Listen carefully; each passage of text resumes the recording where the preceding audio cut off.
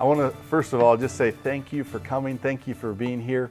And I hope that the next 8 sessions will be a great help to you and encouragement, not only to give you the mechanics of say this verse then and that verse then, but to really give the heart and the philosophy and the passion behind being a soul winner and about sharing the gospel and about letting God use your life to impact eternity in the lives of many other people. And I know that God will do that in a great way. Listen, if you're here already and you're hearing my voice right now, you've made it past most of the challenge. There are many people who've just said, no, I'll talk about family, I'll talk about Bible reading, I'll talk about prayer, but not witnessing. I don't want to open that door at all. But thank you so much for being here. I'm going to take, I think the next video you'll see just some screenshots of my computer and looking at the survey that we took. That I think we had close to 100 people that responded to that survey. Maybe you haven't taken that yet. The link will be somewhere here on this page. You could click on that and take that. That would be a great help to us. But as we've said before, the number 3 reason that people don't share the gospel is because they don't know what to say. We want to help you with that. And maybe you'll just respond, give some comments or feedback, send an email, say, hey, what about this situation? What about this scenario? And we can look in the Bible and we can try to be a help and encouragement to you in that. The second reason that people don't share the gospel is because of time. They just don't make time or they don't have time, and it needs to be a priority in our life. So let's help each other figure out how to make time for that. And then the number 1 reason is fear. And I hope that through this time that we would encourage you and that we would inspire you to basically to see the great big work that God is doing, and that He just asks us to come alongside and help Him out with it. And so those are the reasons, the ultimate reasons we're trying to overcome here this year and help people to do that. If you meet one of those 3, hey, you're not alone. This preacher has felt that. Other people feel that. But we just want to be an encouragement in some way to try to help you to get over those obstacles and get to sharing the gospel of Jesus Christ with other people. I know that there are many things, many books and websites and videos that have been made on sharing the gospel and how to share the gospel. So someone might legitimately ask, why? Why Unashamed University? What's the point? Well, first of all, it's for my church.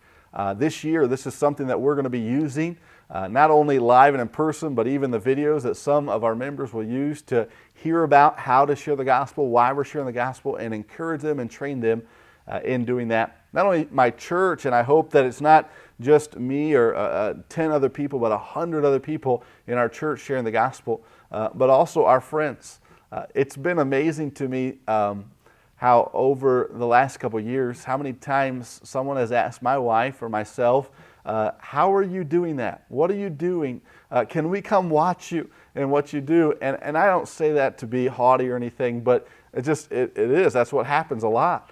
And I remember telling one guy, I said, you can come and hang out with me if you want, but I think you're going to be disappointed because really all we're trying to do is make friends, love people, and tell them about Jesus. And that's basically all we're doing. The rest really is up to God and what He's doing, and a little bit out of our hands. We're just trying to be faithful in the mission field that He's given to us. But if we can be a help and encouragement to our friends and people that we know and love so that God can use their life to impact people and increase the kingdom and increase the population in heaven, then man, we want to do that. So that'd be one reason why we would do this. And then also just for people that we don't know, this video and this series hopefully will be shared by you with your friends on Facebook and commented, talked about different places so that people we don't even know who they are will come and be a part of this, and we can encourage them and challenge them and strengthen them in this ministry of sharing the gospel with other people. And then also just a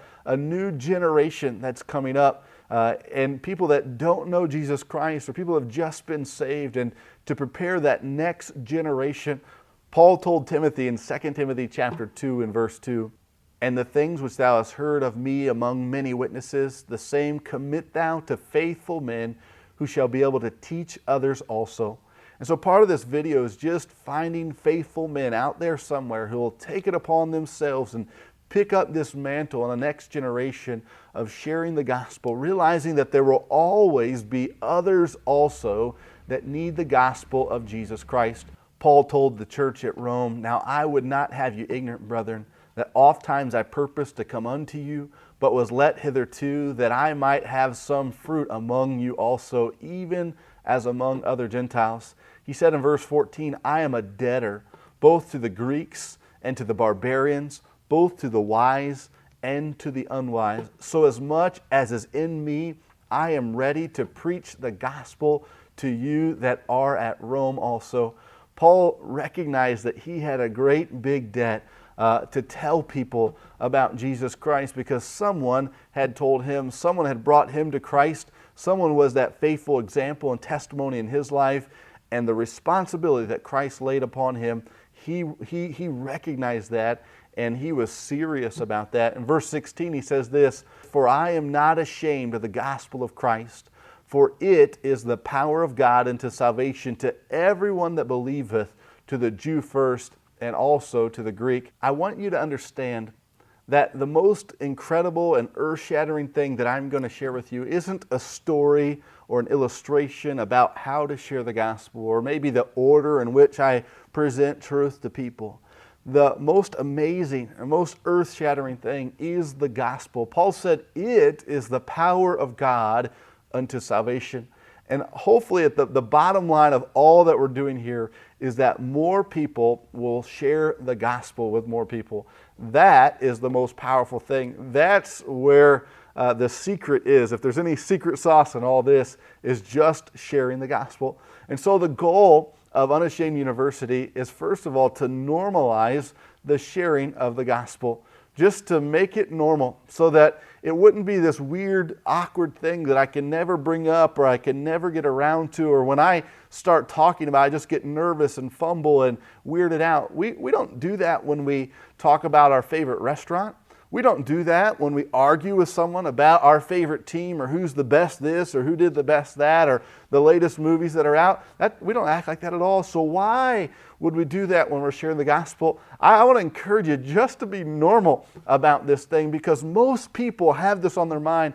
Most people are searching for something to fill that void in their life, and really inside, even though they may put up a rough exterior, tough exterior, they are begging for someone to tell them about the gospel. So let's be normal about this and just make it an everyday part of our conversation, just a normal thing that we would talk about with anybody. Secondly, I want to say this is the goal of this website and these videos is to get people to start looking for people who are looking for church. I know if you've seen some of our former videos, I've said this already, but you're going to hear me say it a lot.